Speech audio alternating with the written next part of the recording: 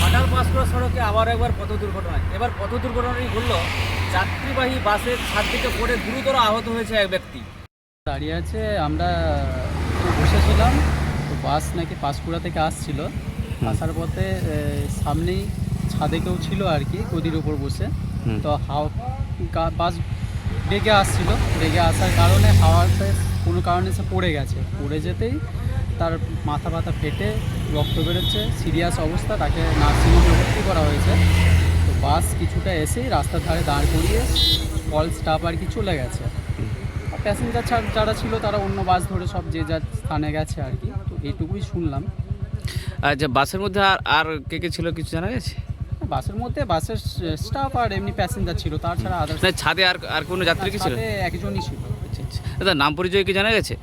না, ওনার ডিটেলস এখনো কিছু জানা যায়নি। আচ্ছা। ওনাকে তড়িঘড়ি নার্সিংহোমে ভর্তি করা হয়েছে, ব্যাস এই। আমরা পুলিশ সূত্রে জানতে পারলাম যে ওই আহত ব্যক্তির নাম সজল পাত্র, বাড়ি খোড়ারে। আজ দুপুর 11:15 নাগাদ ঘটনাটি ঘটেছে ঘাটাল পাঁশকুড়া রাজ্য সড়কের কলড়া বাস স্ট্যান্ড থেকে 200 মিটার আগে। ঘটনায় এক প্রত্যক্ষদর্শীর কাছ থেকে জানা যাচ্ছে, পাঁশকুড়া থেকে একটি ঘাটালগামী বাস, তাতে এক যাত্রী ছাদের মধ্যে বসেছিল। ঠিক কলড়া বাস স্ট্যান্ড ঢোকার মুখে বাস থেকে হঠাৎ করে সে পড়ে যায়। পড়ে যাওয়ার সাথে সাথে কিছু গুরুতরভাবে জখম হয়। রানিং অবস্থায় থাকা নাগপুর পুলিশ তাকে উদ্ধার করে গৌড়ার একটি বেসরকারি নার্সিংহোমে নিয়ে যায়। তবে সাথে সাথে বাসের মধ্যে থাকা বাসের সমস্ত স্টাফ কিন্তু পলাতক হয়েছে। আপনারা দেখতে পাচ্ছেন সেই বাসটি কিন্তু কলড়া বাস স্ট্যান্ড তার আগে কিন্তু এখানে রয়েছে।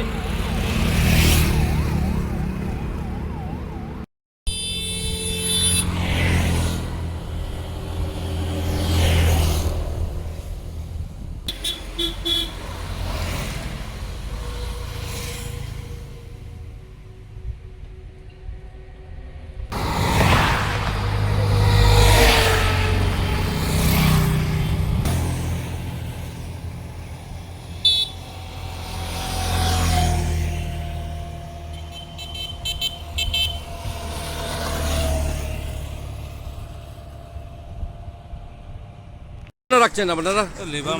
লেবার মানুষকে আপনাদের দাম, আপনি কি লেবার না কি আছে নাকি? আপনি কি মালিক নাকি? এটা যে কারো জীবন নিয়ে বারবার করে বলা যাচ্ছে কি হবে?